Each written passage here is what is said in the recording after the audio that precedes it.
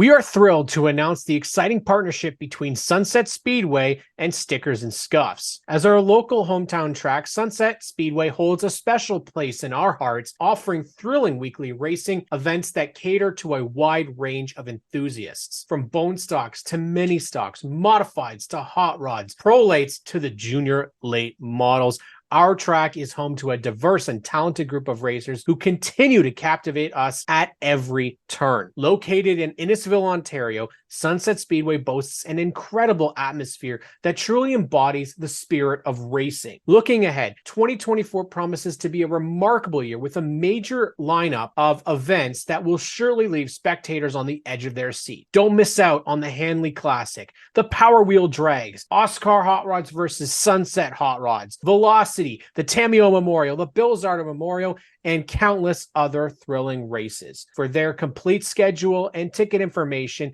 be sure to visit sunsetspeedway.ca today. Get ready for a season packed with speed, adrenaline, and unforgettable moments.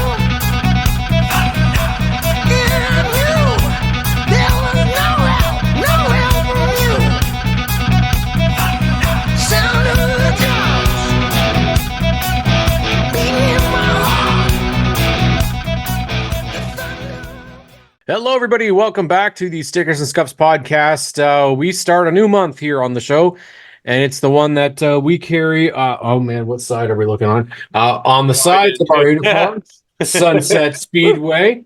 And coming off of the Steve Slaughter Classic, we might have had hopefully a better run. I know he was hoping for, but at least it's not the finish that I had posted it was that he had. It's not 19th, so it's top 10 finish to start the season in a field that was stacked from top to bottom. Dustyn Mombourquette joins us, SNS racer, new SNS racer for 2024. Dustyn, how are you doing today, my friend?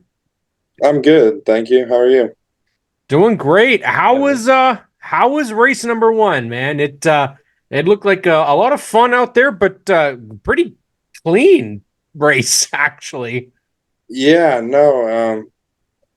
Honestly, the day started off really good and just went downhill from there. But you'll have that. And no, the field was just insane. Like everyone is so good. Like I think 7th to 19th or something was within a tenth of a second. So any little error is pretty crucial when everyone's that close. But no, I'm pretty happy the car's in one piece. We definitely want to be better, though. Yeah, I would imagine this, obviously it's a tough thing. The weather was pretty great after the whole week of it not looking great at all. How was the track? Slick, lots of grip. It looked like it was really racy. I mean, Graydon and I, we talked about that and we said, couldn't believe how much side-by-side action there was, and it stayed side-by-side for multiple laps. So was it really easy to drive the track?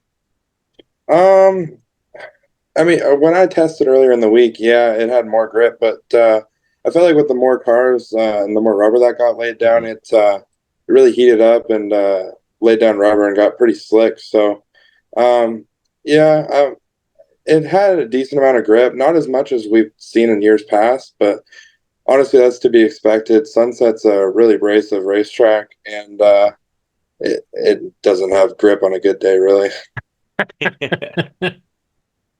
You're no stranger to the place. 2022 limited late model champion and the final limited late model champion having that division discontinued. So you kind of were forced to decide what to do next. So like the move to the pro late maybe wasn't quite, I don't know, on your radar. What was that like, Dustyn? Yeah, no, it was kind of weird, to be honest. Like, Because you weren't any we slouch in the limited late No, either, were not at all. you? no, we were really good there the last year in the limited late. We were good the first year too, but we definitely got it better for the second year. And no, I don't know, the whole pro late model thing kind of came on us kind of fast. Like, we spent like the whole season like just ready to go back next year with a limited late again, and I think it was around July or so. It kind of got brought up like, hey, like that's not happening. So we kind of hit the panic button a little bit. Like we had to start figuring something out because you don't want to wait till the winter. Everything is so busy, and luckily enough, we were able to get a chassis that Taylor Holdaway had that was brand new. So it's the first time that we ever had a brand new race car, and it's really no different than years past. Like it was just a bare chassis, and my dad and I put it all together, built everything for it, and kind of made it our own. And for those keeping score at home, what are the differences from a limited late to a pro late? The limited late model has the same brakes as like a super stock, so Mm-hmm. they're just same as what the NASCAR Pinty's cars had until this year. They just have a stock one piston caliper, and the brakes Okay. they kind of fall off and fade more than the pros. The pro eights have really nice four piston calipers, and they're lighter. You got to run a crate motor. Right. They're straight rail chassis, coilover. There's quite a few differences, honestly, but the speeds are fairly similar. Okay. And the adjustment period, did you find that you really had one, or was it just kind of the same kind of car, just little change? Yeah, no, I think you'd have to say that there was adjustment because going from the limited late and having a really good year to the pro late, and I wouldn't say struggling per se, but we're definitely not exactly where we want to be yet. And there's going to be growing pains, right? Like anytime you move up, there's always things that you want to improve and like you can do better. But I think slowly we're getting there. Like definitely going into opening night this year, I had more confidence and felt more comfortable in the race car and with what we had going on. So I think honestly, like I know the finish doesn't show it, but I feel pretty confident for this season.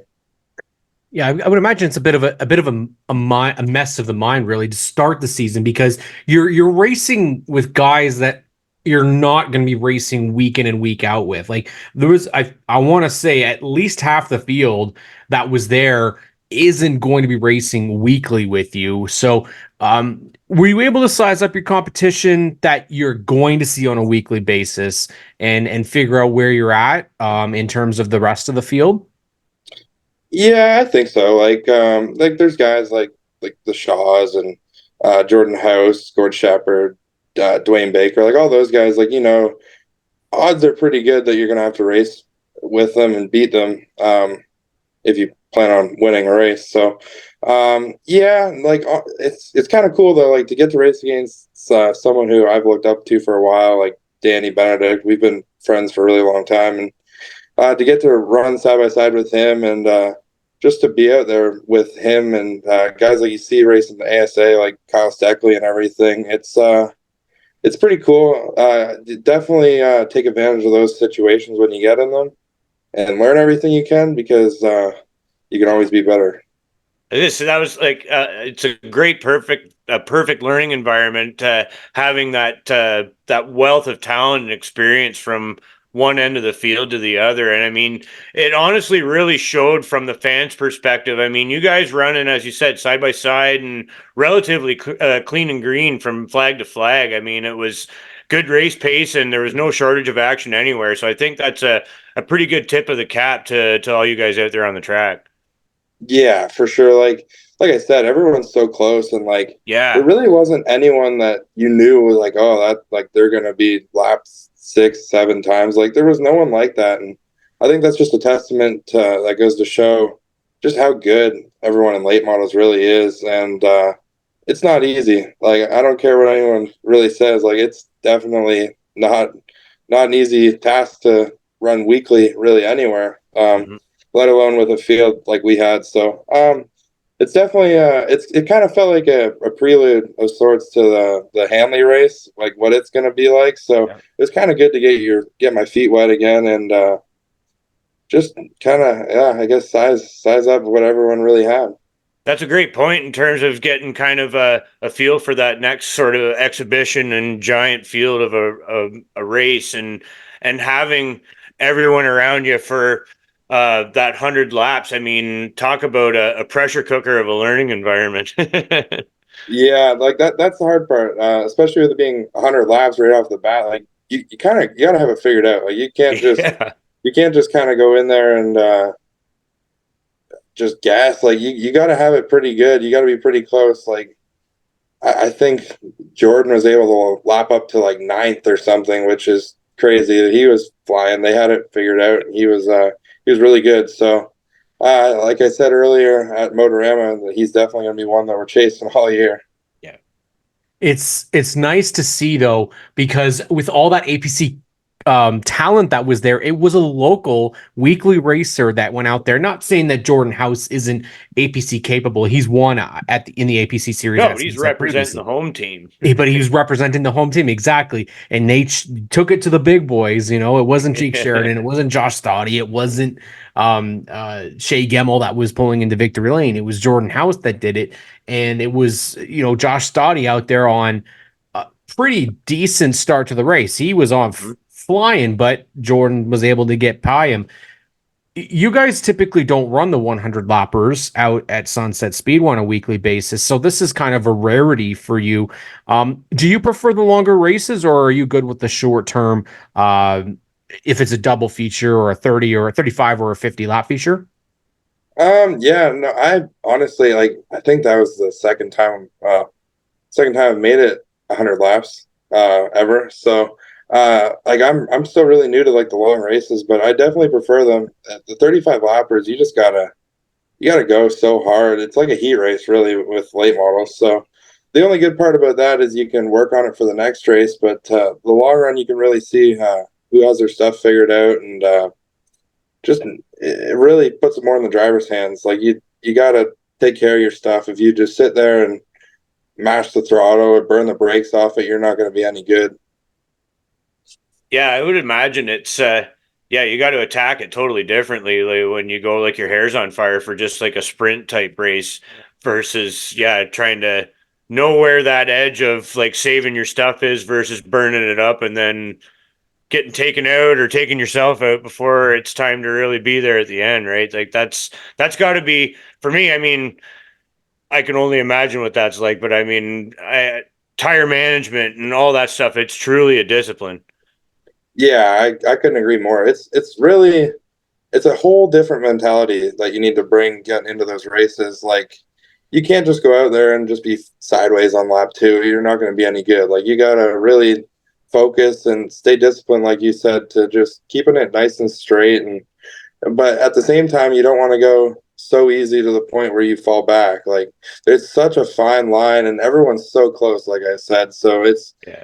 it's kind of like a double-edged sword. Like, do you go and try and do something and risk burning your stuff up, or you just kind of sit there and take care of it? It's not an easy decision to make for sure. It's not an easy decision, and it's got to be. It's like hitting a moving target, trying to find Yeah, that threshold. I bet too, especially if yeah. maybe those that have less experience don't have the seat time, and that's got to be a hard part trying to nail down where that real happy spot is for the car. Yeah, no, for sure. Honestly, the only reason that I think I'm even as, um, I guess, educated with the long races as I am, with only that being my second one, Mm-hmm. I honestly, iRacing, like you really have to take care of your tires and some of the cars on there. So I've been taking care of tires for years, virtually, just never got to apply it to the real life stuff. So honestly, I'm really excited to just be running nothing shorter than 50 laps this year, and I'm pretty excited for the next long one. Yeah, so that was a big change that they made, moving up and 50 laps obviously is a bit more of an attraction than say a 35 lapper. It definitely helps out when you have a race. I believe 100 laps you guys did, and I believe the race time was like 33 minutes, which is insane when you think about it. Because it was not expected. I can tell you that. Mind you, the mini stocks took like an hour, so it didn't help to have to sit there. But one of the things that Colton Everingham talked about when we were saying is that he had to sit in the chute for that entire time when the mini stocks were taking. I was curious about that when you guys get the call and then you have to wait and wait and wait and wait. Does it not make you more antsy, or is it easier to relax? Like, I would feel absolutely kind of on edge if you're waiting and waiting and waiting to get going, and you just never know when you're going to get started. Well, that's yeah, like 100%. I'm an overthinker too. Like I don't have a tire guy, or like I don't have anything like that. Like I do all my own tires. So of course, sitting up there, like you got the sun on the tires. It's like, man, like is it growing? Like is it gaining pressure just sitting there? Is it losing pressure? Like there's so many things. I don't know. I just overthink it, to be honest, probably. But there's so many things that just run through your mind up there. You got nothing better to do. You're just sitting there kind of baking in the sun. So yeah, sitting up there for a long time sucks. But at the same time, it gives you a minute to kind of clear your head and just kind of think about what's going to happen and what kind of a position to put yourself in no matter what happens. And yeah, just kind of, it can go two ways. Like some days you'll just sit up there and overthink it and get in your own head, and other days it's good for you almost. Cathartic experience before the race, and obviously getting out there must have been a good experience, because when we were out there it really felt, and I'm curious, as a racer at Sunset, what does it feel like? Because you were there a couple of years ago where it was pretty quiet on race days. Not a ton of entries. Now all of a sudden you've got mini stocks that are running B mains. They've got, well, they had more cars, but they didn't all make it out. You've got a field of 22 to start the season. The crowd is all the way around the racetrack, and they're promoting the events multiple times in multiple different ways. They're now on TikTok as well. They're everywhere. Spencer and Brendan, the entire team seems to be really, really pushing the speedway and pushing you guys as well. Yeah, no, like man, with all the work that they've done to get it back to this, like I think on Saturday I walked up to Spencer and I said, "Man, this feels pretty similar, like prime 2015, back when Mark was running the track and everything." And it's just really cool. It's good to see that many cars there for an opening night, and the grandstand's that full, and there's just like a buzz to it. Like when there's no one there, it's kind of dull, you know. Like there's nothing to get excited about really, and I don't know, it's just not a good feeling. But to have the people there and the cars and just everything, it's really good. It's a testament to how hard that they've really worked on promoting it, and I really hope that it's back. I second that too. I mean, like just walking, like we now have the privilege, like we can pretty well walk around anywhere in that place, and anywhere that we went, it was electric. Whether you're in the pits with all you guys, the competition, or out in the stands, or in the concourse by the concessions. I mean, there's friggin' people everywhere. It was so good to see. You mentioned your dad a little bit earlier. We've talked a lot about what's kind of happened in recent years, but you're a next generation racer. So kind of talk about a little bit more of the beginning of the Mombourquette dynasty. Yeah, so I'd have to say in the early 80s, maybe late 70s, my dad, he started racing snowmobiles on oval ice tracks. Yeah. And All right. yeah, so he raced those for a really long time until Cool. I think 1988, and he built his first race car, and all by himself, just the same way that we're doing it now, really, Nice. and got it out to the racetrack, and has really been there ever since. Cool. That's awesome. Now, when you started at Sunset Speedway? Yeah, yeah, no, I started in 2015 when I was 12 at Sunset and in the super stock. Like we didn't start. Wait a minute. Whoa. Yeah. 12 in the super stocks. Holy Yeah, yeah, You were no. born when I graduated college. That's cool. The first time that I ever drove a four-cylinder car of any sorts, anything I guess slower than a super stock, was in 2022 when I drove the Bullens mini stock in the Young Guns race at Peterborough. Oh, So wow. yeah, no, we kind of jumped straight in the deep end when things were hot at Sunset. Like there was B mains every night, and that was quite a lot for a 12-year-old kid to go into. Yeah. But it was pretty cool. No So, doubt. and you were number 6 originally too, right? Yeah, originally, so six was taken, so I was 6M, just because that's what my dad was, and I think in 2019, maybe 2020, in the COVID year, um, we ran like one race at Sunset in the Super Stock, and I don't know, I wanted to keep the six, but I kind of wanted to do my own thing, you know what I mean? So just made a change to 16, and I've really stuck with it ever since. We ran good that day, so it was pretty easy choice to keep it. Are there plans to move away from the weekly division to potentially moving up to an APC series, or at least doing an APC event in the when they come to Sunset? What are long-term goals, we'll say? Goals, I mean, obviously you want to try and I'm a racer. Like I want to do all the big races and whatever, but honestly, no. Like we'll just stick around Sunset. Like once you start getting up into APC and traveling and everything, it's expensive. Like you got to buy multiple sets of tires, and you got to like I couldn't run my car the way it is right now in APC. I'd have to change things on it and everything. So I don't know. For us, honestly, it's not worth it because there's not enough time in the day, and there's not enough money in the account to be able to go out there and chase that. But maybe one day we'll get there. But right now, no, I'm content with where I'm at. The Perfect. So fun. what I'm hearing, Graydon, is this is a candidate for OSS right here. Yeah. Yeah, baby.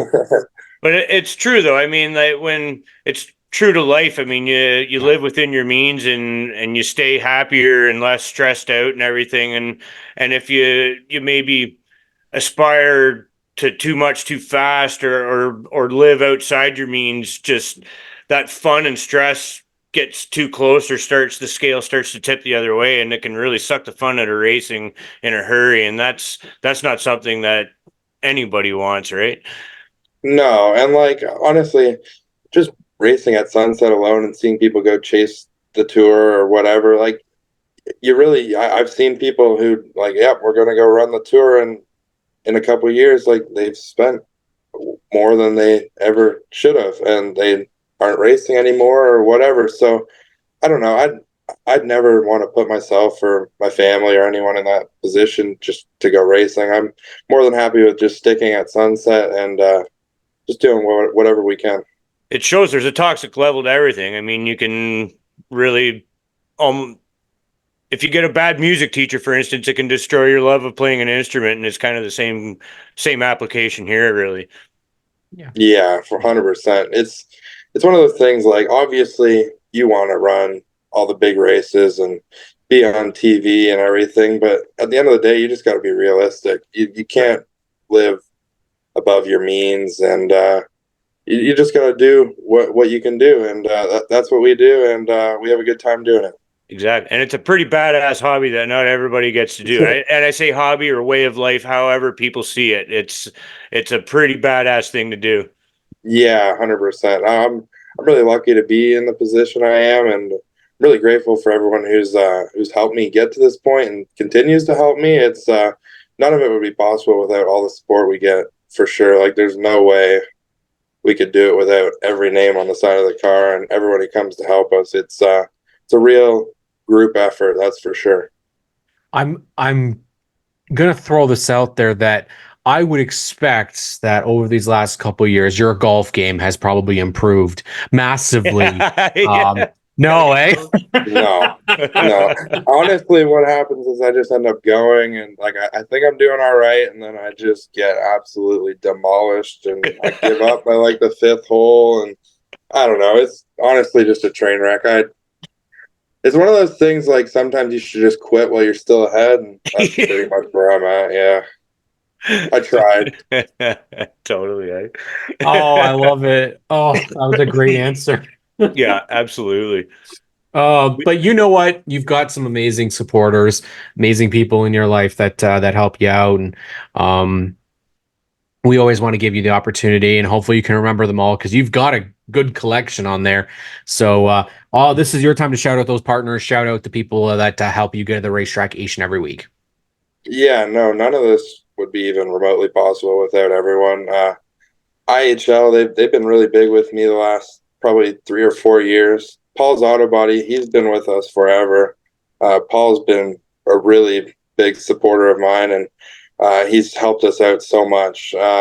We got Georgian Waste Services, Curry Heavy Towing, Fastenal, Murphy's Auto Sales, Cashtown Farms, Region of Veroni Environmental Services, Studio 10 Wraps, JN Roofing and Contracting, Mechanics Wear.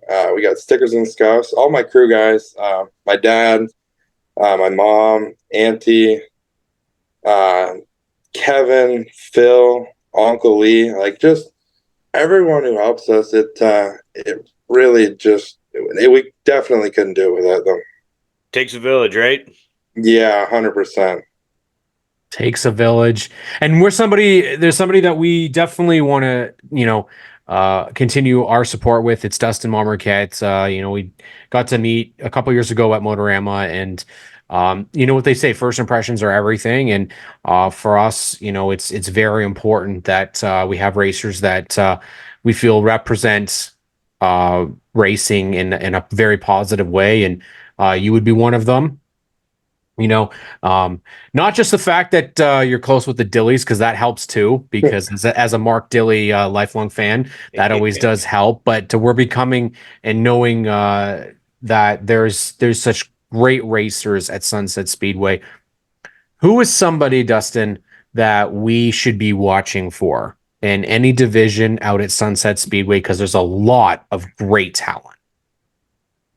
Yeah, I mean, the obvious answer is probably like Jake Spencer Walt, obviously. Like that was really cool to see him get that one on Saturday. It's really cool. Like I said, like he's young, just like when I started, and he got one a lot sooner than me. So it was just a really cool moment. I really connected with that, I guess. Like it felt like I was watching what people probably saw me and my dad doing. So that was pretty cool. And honestly, Ryder White, I think like he's not very big, but he can drive. He's going to be someone. He'll be up there contending for wins before the end of the year, I'm sure. No doubt, man. You see those big moves, and then you see that little kid come out of that little car. It's like, oh my God, look at him go. Yeah, the car's bigger than him. Yeah. It's definitely true. Dustyn Mombourquette, his first appearance on the podcast won't be his last. Thank you so much, buddy. The best of luck for this season, chasing a championship in the Pro Late Models out at Sunset Speedway. Have yourself a great season. Go get him, man. Yeah, thank you. Thank you, guys.